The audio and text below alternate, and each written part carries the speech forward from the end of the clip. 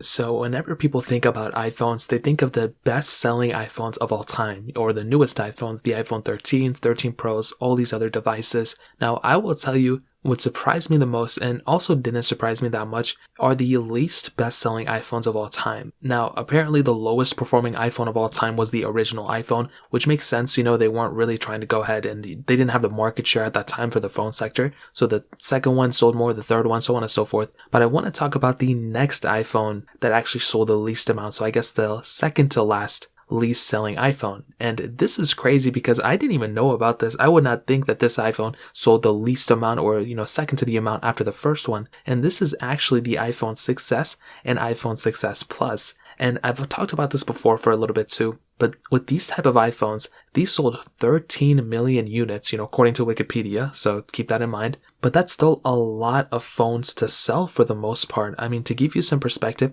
there are a ton of phones that don't even hit that. Like the Galaxy Note 8 only did 10 million, the Note 3 did 10 million. Those are older phones for sure. But there's a lot of phones that don't even hit even close to remotely to that, number. The Note 9 sold 9.6 and all. The Note 8 and the Note 9 came out way after the 6S Plus as well. But with those phones, the main reason I think why they didn't sell that well was mostly because those phones were pretty much, coming after the success and the just rocket success of the iPhone 6 and iPhone 6 Plus. Even though those had those issues, pretty much those were the best selling iPhones, one of the best selling phones of all time. And people weren't going to upgrade just 1 year after to get the 6S and 6S Plus. And there wasn't really that big of a visual change with those iPhones either. So I think that's another pretty big thing to keep in mind.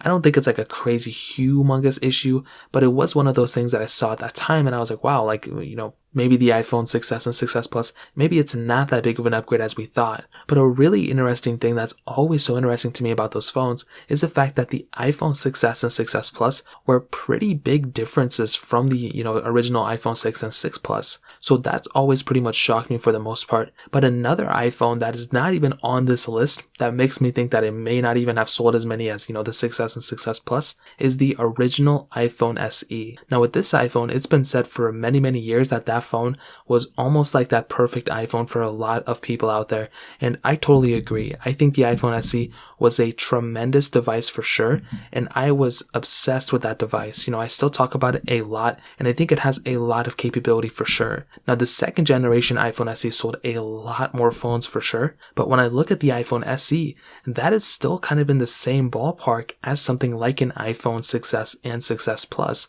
When I look at those phones, it's very interesting to see how those phones compare with the same chipset. And that's something that's always kind of thrown me off. With something like an SE, that's a very capable phone still, but it came in a cheaper price tag, which I think was, much warranted at that time. But another big phone that is not even on this list is the iPhone 5C. This was another device that was pretty much sold by Apple, and it was kind of a hit or miss. I mean, I wasn't a fan of it for sure, but I think it still had a lot of capability. And this is one of those devices that it just kind of throws me off because there wasn't really a huge reason for Apple to make the 5C, but without the 5C, we probably wouldn't have gotten the cheaper variations of other phones that have came out after it. So that's another pretty big thing to keep in mind as well. So ultimately, those are just some of the worst performing phones that Apple's ever made, at least in terms of a sales standpoint. If you guys have any other questions or anything, let me know in the comment section as well. Hit the like button, that would mean so much, but definitely hit that subscribe button. More importantly than everything else, I love every single one of you guys. Hopefully I'll catch you guys in the next video. Peace out till then.